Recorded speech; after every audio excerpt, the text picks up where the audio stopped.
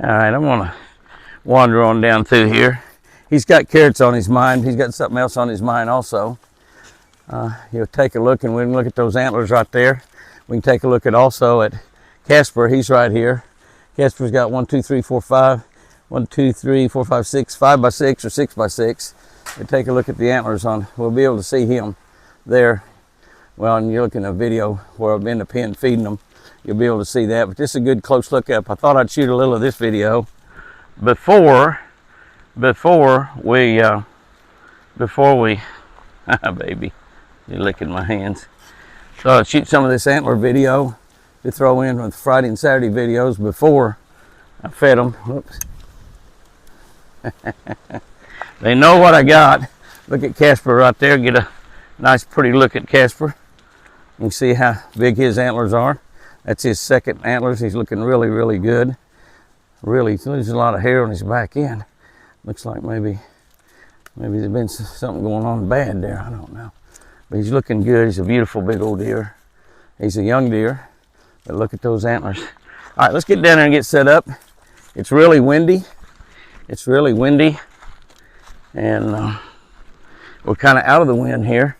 You can see all the deer gathered around over there, having a great time. We're going to separate and get these two bucks separated here pretty quickly, because it could get kind of dangerous for Casper in particular. While we have him here close, we'll take another real quick look at Casper. Casper the friendly ghost, and his big old antlers. Pretty doggone good size. That's his second set of antlers, so that is really a nice set of antlers for that age of deer. And Prince Charming's got big antlers, but they're just not pretty. That very first or second year when he has second or third horns, I can't remember which, they were giant and they were beautiful. We take a look at Casper there. Casper's got, it's a really pretty set of antlers. Looks like about 5 or 6 points on each side. And of course, they're not growing anymore. They're as big as they're going to get. And we need to separate those two, because it looks to me like that Prince Charming's been getting after Casper there. We definitely don't want him to get killed during this situation. And they could. So we need to separate them, put him over in the other pen, put some of the does over there with him, and again, see if we can get these albino genetics started here on the ranch, and then perhaps some piebald. I'm hoping to buy, maybe some bred does come springtime, maybe February. I can get some out of South Carolina. I've seen a few of them around being advertised, to get me 4 or 5 bred does that might have some albino or some piebald babies that are mixed between brown deer and white deer. And they seem to be those piebalds seem to be able to exist a little bit better in the wild too. They have a lot better characteristics, a lot better eyesight, and they are able to survive in the wild a whole lot better than an albino. Albino has a tough time, and of course, also since they've got just little patches of white, sometimes a lot of white, not much brown, but usually a lot of brown, not much white. And they're all different, they're all unique, and that's one of the reasons that I definitely wanted to get some piebalds going here on the ranch, is just because they are unique, they are the same, and we thought it'd be a really interesting situation to have some piebalds running around. But so far that really hadn't been able to have that. We haven't had a single piebald baby born. We've got a lot of babies running around in this pen. They're beautiful, they're healthy, and they're just looking great. Little Sally, and running around here somewhere. We just got the beautiful deers. Wild Child is in here with her baby. Wild Child had twins. It seemed like we lost the little buck, but the little doe's doing just great. And everybody's looking really, really good in here. These are the deer that, most of these deer here are just born right up here in this top pen, and we just kind of kept them in here and let the bucks go, kept them in here for breeding purposes, so we have a few more does, and hopefully some of these will maybe have a white baby. Some of the brown deer might have a white baby. That'd be cool. So anyway, that will do right there, looking at the antlers out there. And we'll see if we can't get a little bit more antlers out in the wild before we end this video. But that's a really good look at Casper. He's looking mighty, mighty good. Hanging around at all. There's 2 little wild bucks that have come up here to eat. And they're just, you can't even hardly, and both of them with their first antlers. They probably were born around close and might have eaten there as a baby or something. Obviously neither one of them tagged. And another one of them you can really see. Yeah, there's one. That's as far out as I can zoom with my iPhone. And you can see that one got some little antlers, and that one's got a little bit bigger antlers. But that's what we see is we start seeing some that we've never seen before. And some of them that hang around every day are not here. That's the rut. Well, I looked out and saw a wild buck at the feeder. You can see his antlers right in between that tree right there. Looks like it's just a nice, beautiful 8-point. I saw several other deer. I could see bodies. I thought it might be a few bucks out there, but it's one buck. And he's got 2, 3, or 4 does, and he's probably came up to the feeder just with the does. That's the doe we're looking at right there. And he is back in there. I can see his antlers out there to the side of that tree, I believe. I'm not positive if that's antlers or not. It's just something coming off the tree, but he's right in there somewhere. We'll see if we can get a glimpse of him. A pretty tricky situation right now. That's just a limb. Pretty tricky situation right now.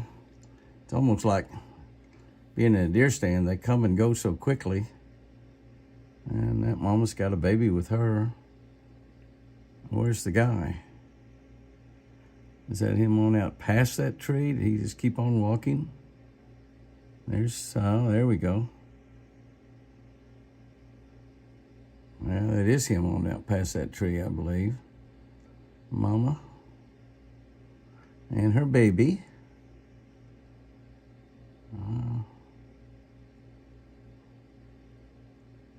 And no buck. And under a perfect situation, that buck would just walk right out from behind that tree. But I think that's him on further out there that we're just barely seeing right in the middle of all those thick trees. Just seeing a little piece of him.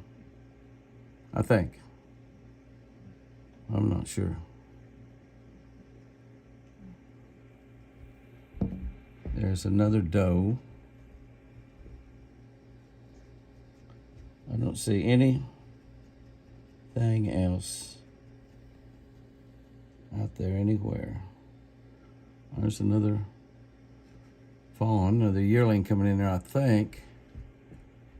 Well, that could be a little buck. I don't know. Quite a few deer scattered around. Not many of them wanting to let us look at them. Particularly the buck, which seems to have just dug a hole in the ground and crawled in it, I suppose. Ha! Oh well. There is an incredible sight as the world wakes up this morning. We see a big, beautiful buck breaking up the dead, calm waters of Twin Eagle Lake. He's swimming down the lake, but he's coming to this side.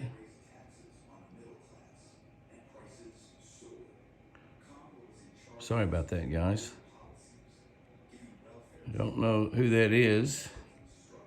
Very possibly just a wild buck. It's not a buck that I recognize. It's been around the house.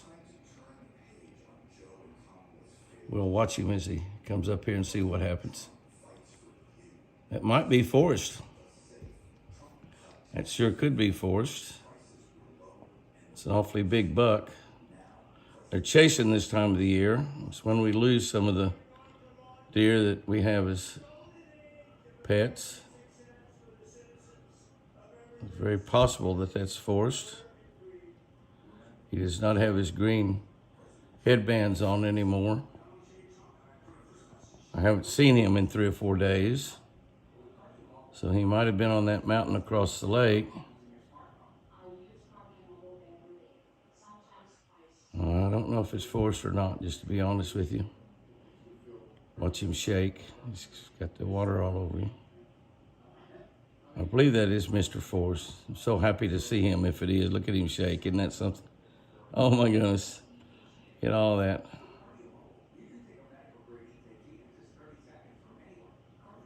I don't know if that's Mr. Forrest or not. He looks like he's definitely here with a purpose. just don't know. You'll have to help me figure out. I don't see any tags of any kind. Mr. Forrest, of course, has got a tag. I don't believe that is Mr. Forrest. I believe that is a totally wild day. It just didn't act like Forrest. I don't know. I don't know. I'll go to another window, see if I can get a look at him. As we look out, I was going to look out and show you that the trees are finally beginning to turn. It took clear to get to November for that to happen. Not much happened in October. God made a beautiful, beautiful, dead calm lake out there, not a whisper of wind. After we have had winds of 50 miles an hour, or close to 60 miles an hour, in some places in Oklahoma, 50 miles an hour here on Twin Eagle Ranch. Dead calm. The only thing that broke the calm up was a big, giant, beautiful buck. I don't believe that was Forrest. Y'all let me know what you think. I just don't believe it was Forrest. But what a way to start November.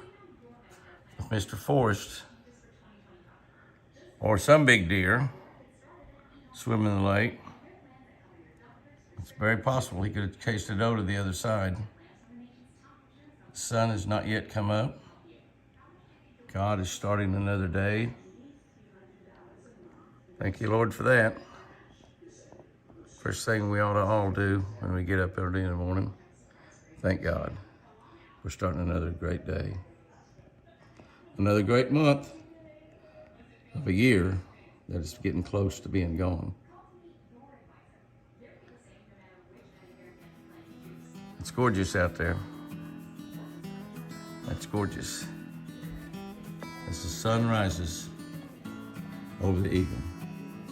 Y'all fish lucky. Remember, I sure do love you.